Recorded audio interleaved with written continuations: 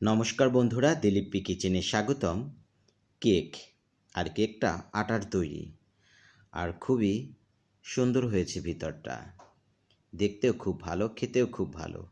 তো বন্ধুরা দেখে নিন সহজে কিভাবে আটার কেক তৈরি করছি। একটা ডিম নিয়েছি আর ডিমটাকে আমি ভালো করে ফেটিয়ে নিচ্ছি। খুব ভালো করে ডিমটাকে ফেটিয়ে নিতে হবে। আর এখন এখানে আমি 1/3 কাপ ব্লেন্ড করা চিনি অর্থাৎ গুঁড়ো করে নিয়েছি চিনি, সেই চিনি দিয়ে দিলাম। 1/3 কাপ এখানে গুঁড়ো দুধ দিয়ে দিলাম অর্থাৎ পাউডার দুধ, সামান্য পরিমাণ লবণ, আর এগুলো ভালো করে মিশিয়ে নিচ্ছি। লবণ দেওয়ার কারণ হচ্ছে লবণ দিলে মিষ্টির ব্যালেন্সটা ঠিক থাকে। ভালো করে আমি মিক্সড করে নিচ্ছি। এখানে 3 চামচ খাবার তেল দিয়ে দিলাম, সয়াবিন তেল। আরও ভালো করে আমি মিশিয়ে নিচ্ছি। বন্ধুরা যারা আমার চ্যানেলে নতুন, আমার চ্যানেলটাকে সাবস্ক্রাইব করবেন, আপনাদের কাছে আমার অনুরোধ রইল।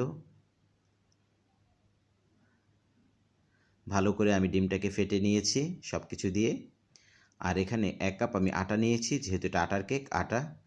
আর এখানে হাফ চামচ বেকিং পাউডার নিলাম। আপনারা চাইলে এখানে ময়দাও ব্যবহার করতে পারেন। আমি একটা চালনি দিয়ে, প্লাস্টিকের চালনি দিয়ে ভালো করে চেলে নিচ্ছি।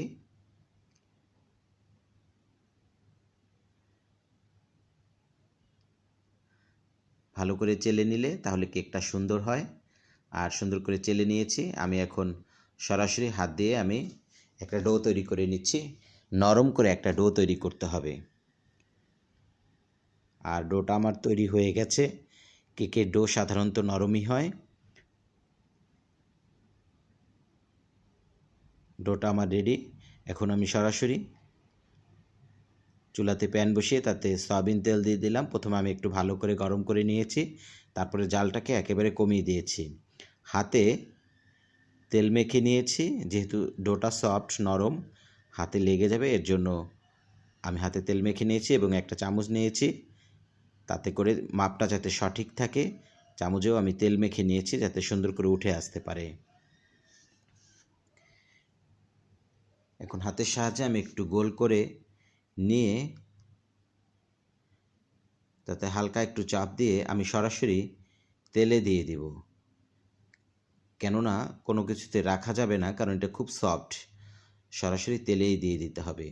আর জালটা একেবারে লো রেখেছি, বেশি জোরে জাল দিলে কিন্তু আবার পুড়ে যাবে।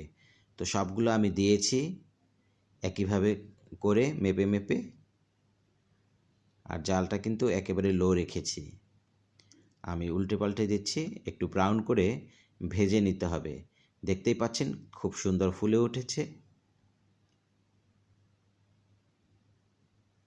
আর ব্রাউন কালার চলে এসেছে, যেগুলো আগে দিয়েছি সেগুলোতে ব্রাউন কালার এসেছে। তো বন্ধুরা এই যে আমি নামিয়ে নিচ্ছি এক এক করে। দেখুন কতটা সুন্দর ফুলেছে আর কতটা ভালো দেখাচ্ছে।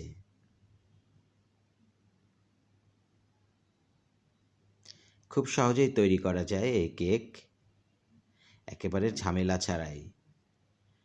তো সবগুলো কেক আমি নামিয়ে নিয়েছি।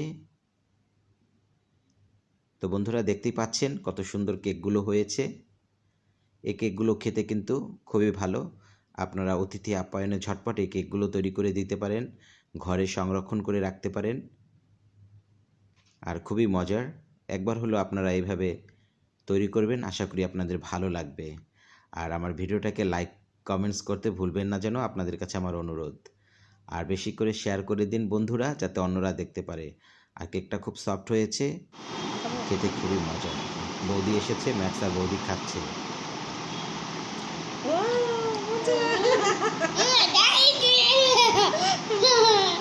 বৌদি আর ম্যাক্স আনন্দ সহকারে কেক খেলো, দুজন ভাগাভাগি করে খেলো।